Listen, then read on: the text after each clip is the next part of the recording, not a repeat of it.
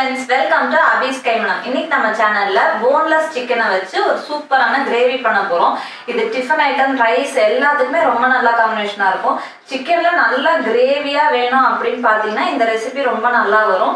இது யார் பண்ணாலுமே ரொம்ப ஈஸியா பண்ணிடலாம். வாங்க இதை எப்படி பண்றதுன்னு பார்க்கலாம்.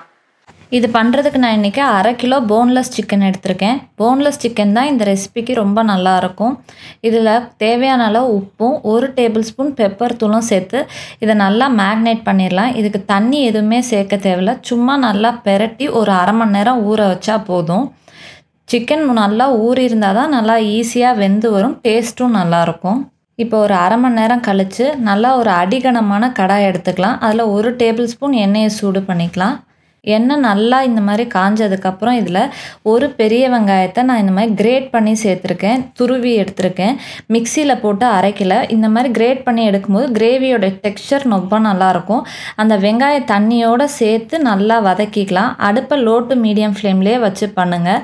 வெங்காயம் நல்லா சுருள வதங்கி வரணும். இந்த ரெசிபிக்கே ஒவ்வொரு ஸ்டெப்லேயும் நம்ம வதக்கிறதுல தான் இந்த கிரேவியோட டேஸ்ட்டே இருக்குது.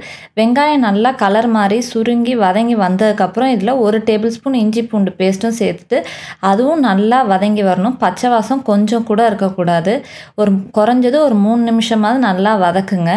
அதுக்கப்புறம் நம்ம ஊற வச்சுருக்க சிக்கனை சேர்த்துக்கலாம். முதல்ல சேர்க்கும்போது இந்த வெங்காயம் இந்த சிக்கனோட சேராத மாதிரி தான் இருக்கும்.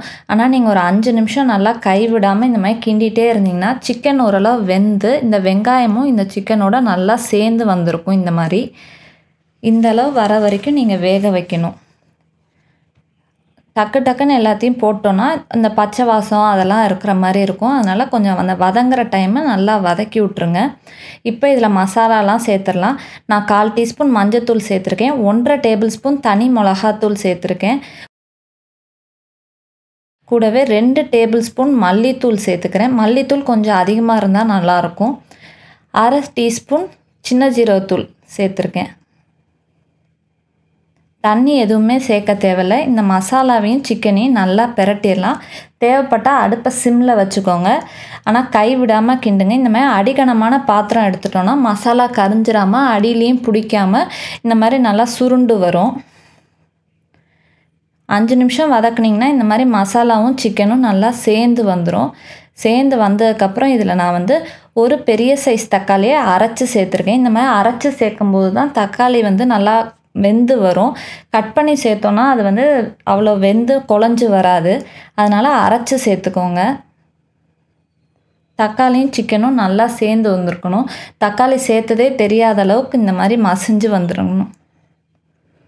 இப்போ சிக்கன் இதிலே 50% வெந்துருச்சு. இது நல்லா டேஸ்ட்டு கொடுக்குறதே இந்த முந்திரி பருப்பு தான். நான் 8 முந்திரி பருப்பை ஒரு 1/2 மணி நேரம் ஊற வச்சு கொஞ்சமாக தண்ணி சேர்த்து அரைச்சி எடுத்திருக்கேன்.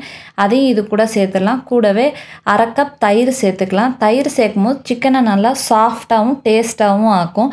அதுக்காக தான் தயிர் சேர்க்குறது. சேர்த்துட்டு இந்த தயிர், முந்திரி பருப்பு, சிக்கன் எல்லாம் சேர்ந்து வர மாதிரி கொதிக்க விட்டுக்கோங்க. அடுப்பை சிம்மில் வச்சே பண்ணுங்கள்.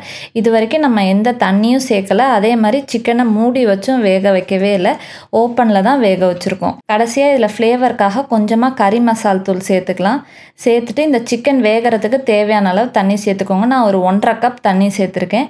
இப்போ இந்த தண்ணி நல்லா கலந்து வச்சிடலாம். இப்போ இந்த ஸ்டேஜில் நம்ம ஒரு மூடி போட்டு வேக வைக்கணும். இது ஒரு 10-15 நிமிஷமாவது வேகணும். நம்ம முந்திரி பருப்பு சேர்த்துருக்கிறதுனால சீக்கிரமாக அடியில் போய் செட்டில் ஆகி அடி பிடிக்கிறதுக்கு வாய்ப்பு இருக்குது. அதனால் இடையில ஓப்பன் பண்ணி நல்லா கிளறி விட்டிங்கன்னா கிரேவி இந்த மாதிரி நல்லா கலர் சேஞ்ச் ஆகி திக்காக வந்துடும். உங்களுக்கு இதை விட கொஞ்சம் லிக்விடாக வேணால் கொஞ்சம் முன்னாடி ஸ்டேட்லேயே ஆஃப் பண்ணிக்கோங்க. இல்லை இன்னும் கொஞ்சம் ட்ரையாக வேணால் இதை விட இன்னும் ஒரு 5 மினிட்ஸ் ஓப்பன் பண்ணி கிண்டி விட்டிங்கன்னா சுக்கா டைப்பில் இருக்கும். ஆனால் எனக்கு இந்த ஸ்டேட் கரெக்டாக இருந்துச்சு. இது ரைஸு, இட்லி, தோசை எல்லாத்துக்கூடையுமே நல்ல காம்பினேஷனாக இருக்கும். சப்பாத்தியோடையும் சூப்பராக இருக்கும். அவ்வளோதான், ஹோட்டல் ஸ்டைலில் நம்மளுடைய சிக்கன் கிரேவி ரொம்ப சூப்பராக ரெடி ஆயிடுச்சு. சிக்கனுக்குள்ளெல்லாம் நல்லா சார்ந்து இருக்கும். இந்த கிரேவியோடைய குவான்டிட்டியும் ரொம்ப நல்லா நிறையா கிடைக்கும். இதுக்கு மெயின் ரீசன் என்னன்னா இந்த வெங்காயத்தை நம்ம அரைக்காமல் கிரேட் பண்ணி போடுறதுனால தான் நமக்கு இந்த டெக்ஸ்சரும் இந்த கிரேவியோட குவான்டிட்டியும் இவ்வளோ நல்லா வருது.